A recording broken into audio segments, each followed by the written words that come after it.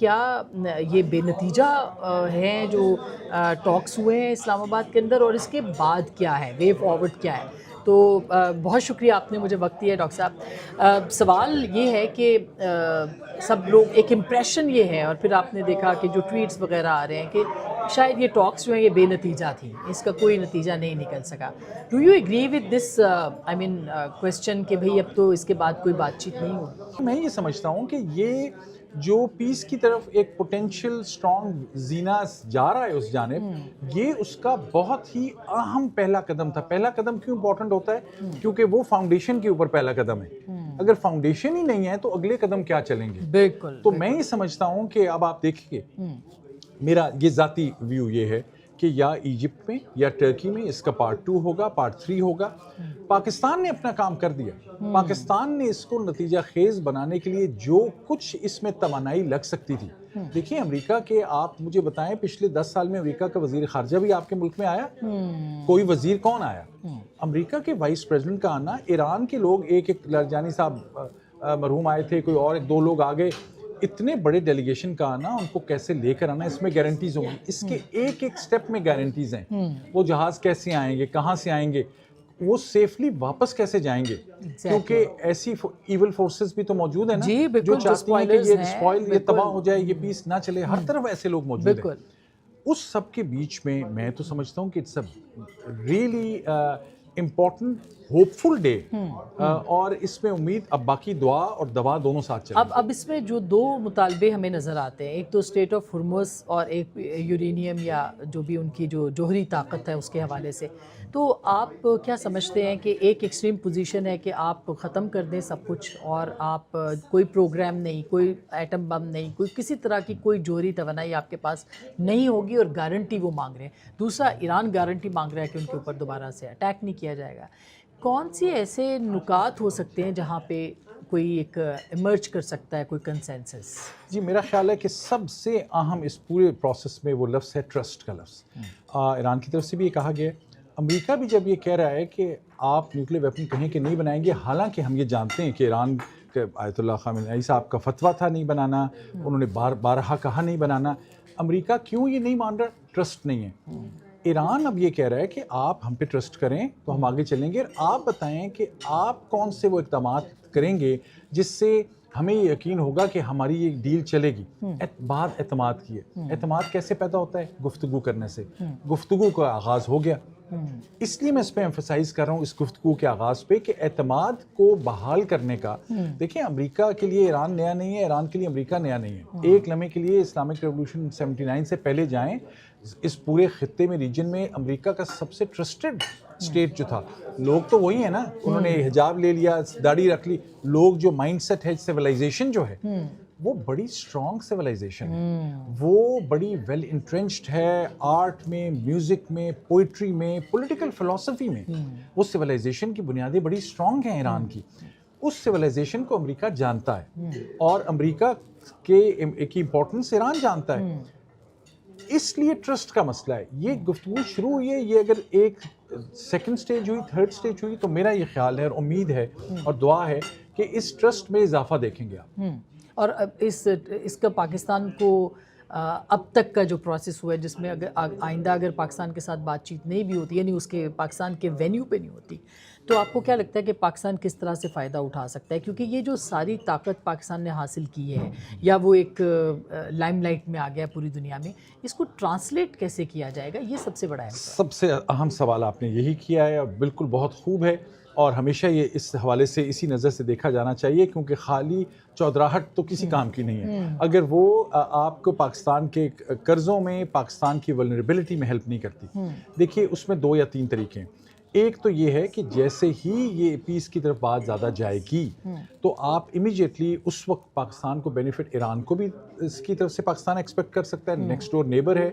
Sanctions اگر ہٹیں گی اللہ کرے اور کوئی پیس پروسیس شروع ہوگا تو سب سے بڑا بینیفیشری تو نیکسٹ ڈور ہے۔ وہ جو پائپ لائنز کی باتیں تھیں، جو سینٹرل ایشیا کے ساتھ بھی تھا یا انڈیا کے ساتھ بھی ایون تھا، یہ اگر مسئلہ چل پڑا, یہ دروازہ کھل گیا جس کو کھولنے کی کوشش کی جا رہی ہے, تو آپ اس میں پاکستان انڈیا کے تعلقات میں بھی شاید بہتری دیکھیں, آپ پاکستان سینٹرل ایشیا اور پاکستان افغان تعلقات میں بھی بہتری دیکھیں گے. پاکستان کو بینیفٹ یہی ہوگا, اکنامک بینیفٹ. کسی کا احسان نہیں ہے کہ پاکستان کو کچھ دے. آپ دیکھیے اسی کانفرنس میں جب آپ تشریف لائیں تو ہم سب لوگ یہاں بڑے خوش ہیں کہ آپ جس پاکستان سے ہو رہی ہے اور آپ تشریف لائیں پاکستان سے. اس کے لیے یہاں پہ موجود ہے عاطف میاں صاحب, بڑے پرنسٹن کے اسکالر ہیں. انہوں نے ایک ٹویٹ کی ہے, وہ بڑی امپورٹنٹ ہے, کہ کتنے ٹریلین ڈالر کا فائدہ ایک گلوبل اکانومی کو ہوا, تو پاکستان کو اس کا بینیفیشری ہونا چاہیے.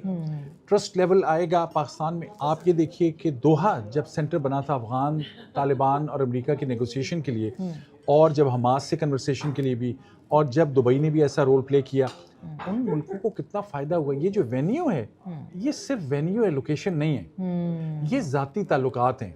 کن لوگوں نے جا کے بات کی, لوگ تو اس باتیں پڑھ گئے کہ کسی نے وردی کب پہنی اور سوٹ کب پہنا. بات یہ ہے, یہ ریلیشن شپ کی ڈیپتھ ہے. آپ کے پولیٹیکل ویوز کو چھوڑ سکتے ہیں, آپ جو کرٹیکل چیزیں آپ ان کو ایک طرف رکھیں, وہ امپورٹنٹ اپنی جگہ رکھتی ہیں, ان کو آپ نلیفائی نہیں کر سکتے. لیکن جو ٹرسٹ بلڈ کیا ہے پاکستان نے, پاکستان کے ہر جگہ پہ پولیٹیکل ملٹری لیڈرشپ ساتھ ساتھ کھڑی ہوئی ہے. یہ اپنے اندر کتنا بڑا میسج ہے.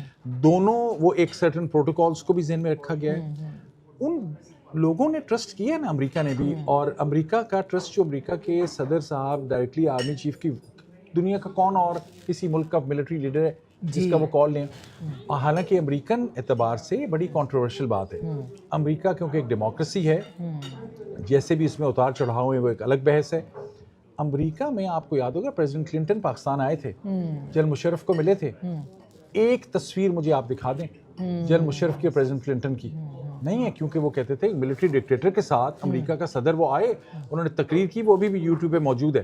اس کی ٹون دیکھیں, اور جے ڈی وینس نے جتنی دفعہ پاکستان کا شکریہ ادا کیا, اور صدر ٹرمپ نے بھی کیا, اس کو دیکھیں. دس از اے سی چینج, کیونکہ پاکستان میں بہرحال ہائیبرڈ رجیم موجود ہے. پاکستان نے بہرحال ملٹری کا بڑا رول ہے, جو ایک آئیڈیل ڈیموکریسی میں نہیں ہونا چاہیے. دیکھیں مجھے کوئی اس میں تذبذب نہیں ہے کہنے میں. اس کے باوجود اتنا ٹرسٹ ہونا, اس کا مطلب ہے وہ رسپیکٹ کر رہے ہیں. یہ ڈکٹیٹرز جو پہلے ہمارے ڈکٹیٹرز تھے, ان کے تو ایک خاص ریلیشن شپ تھا. اس وقت تو پاکستان کے اندر ظاہر ہے کہ ڈکٹیٹرشپ نہیں ہے, ڈکٹیٹر اس لحاظ سے. جی, اور بالکل. تو ایک ملٹری ڈپلومیسی ہمیں نظر آئی ہے اس کے اندر, جو کہ ڈومیننٹ ہے. اس کو آپ کس طرح سے دیکھتے ہیں؟ کیونکہ پہلی بار لگتا ہے ایسے کہ جو پاکستان کے اسٹریٹجک تعلقات رہے ہیں ہمیشہ امریکہ کے ساتھ, اس کی بنیاد کے سے ہٹ کے ملٹری کا رول ہمیں یہاں پہ نظر آتا ہے. تو یہ کتنا امپورٹنٹ ہے؟ اس میں دو وجوہات ہیں. ایک یہ ہے کہ جو بات دبے لفظوں میں کہی جاتی ہے, اس میں دبے لفظوں میں کہنے کی ضرورت نہیں ہے. پاکستان ایک نیوکلیر ویپن اسٹیٹ ہے. عالم اسلام میں کوئی اور ملک نہیں ہے جو نیوکلیر ویپن اسٹیٹ ہے. وہ نارتھ کوریا کی طرح کا نیوکلیر ویپن اسٹیٹ نہیں جس کے بعد 2 یا 3 بم ہیں اور ایک فیکٹری ہے شاید. پاکستان کے پاس کو 150 سے 170 نیوکلیر ویپنز ہیں. یہ ڈکلیئرڈ سب لوگ جانتے ہیں. IISS جو اس کو ریکارڈ کرتا ہے وہ اس پہ لکھتا ہے. اور پاکستان کا بہت بڑا نیوکلیر انفراسٹرکچر ہے. یہ ایک میٹر آف پرائڈ ہے. پاکستان نے یہ کوئی آسانی سے حاصل نہیں کیا. یہ اس کا کانسیکوینس ہے. وہ بم بنانے میں ذوالفقار علی بھٹو کا بھی اتنا ہی کردار ہے جتنا ضیاء الحق کا شاید ہو, جو بھی ہم کرٹیسزم کریں. پاکستان کی ملٹری پولیٹیکل لیڈرشپ اور پاکستان کے نیوکلیر سائنٹسٹ آپ کو لے کے یہ ایک کسی فرد واحد کا کمال نہیں ہے کہ اس وقت ڈپلومیسی کر رہے ہیں. ان کے پیچھے یہ پوری آپ کی ایک ریزیلینس اور آپ کا ایک میسو انویسٹمنٹ ہے, سیکریفائس ہے, جس کے بعد یہ بم بنا. یہ اس کا کانسیکوینس ہے کہ لوگ دیکھ رہے ہیں کہ لانگ رینج میزائل بھی ہیں. پاکستان پہ مسلسل اعتراض ہوا, پریزیڈنٹ بائیڈن کے دور میں بھی ہوا, بڑا سخت اعتراض ہوا. پاکستان نے اپنی ایک مینٹین کی ہے, امریکہ کو اس پہ اوپر اعتراض اس وقت بھی موجود ہے. لیکن پاکستان ایک انڈیپینڈنٹ سیکیورٹی پالیسی لے کے چل رہا ہے. اور پھر آپ کو یہ کہنا ماننا پڑے گا کہ اگر یہ پاکستان انڈیا کی جو جھڑپ ہوئی, جو انڈیا نے مس ایڈوینچر کیا اور پاکستان نے جو اس کا منہ توڑ جواب دیا, اگر یہ نہ ہوتا تب بھی پروفائل ایسا نہ بنتا. بالکل. یہ آپ کو کریڈٹ دینا پڑے گا نیوکلیر ویپن اسٹیٹ کو, پاکستان کے انڈیا کو منہ توڑ جواب دینے کو, اور انڈیا کی جو ایڈونچرزم ہے اس کو ایکسپوز کرنے کا. اس کے بعد آپ کی عزت بڑھ گئی ہے. تو یہ ملٹری پاور ہے, یہ پاور کا ریفلیکشن ہے جو آپ اس نیگوسیشن میں دیکھ رہے ہیں. اور پاکستان نے اب نیوٹرل بھی اپنے آپ کو دکھانا ہے, نہ ایک طرف جھکاؤ زیادہ کر سکتے ہیں. آپ کی ڈومیسٹک پاپولیشن بھی ہے, آپ کا پولیٹیکل سٹیٹس بھی ہے. چائنا آپ کا مین LIB ہے. ایگزیکٹلی. یہ اتنی فائن ٹیوننگ, یہ آپ کو کریڈٹ دینا پڑے گا, چاہے ان کے مخالف بھی ہوں, جو مرضی کہیں. جہاں کریڈٹ ڈیو ہے وہ کریڈٹ دیں, جہاں کرٹیسزم بنتا ہے وہاں کریں.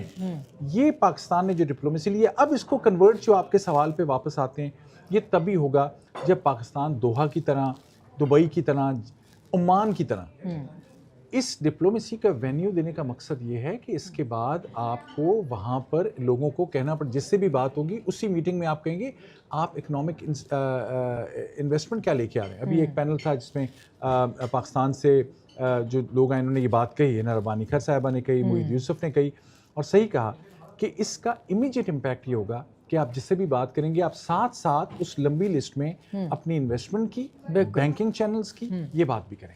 بہت بہت شکریہ.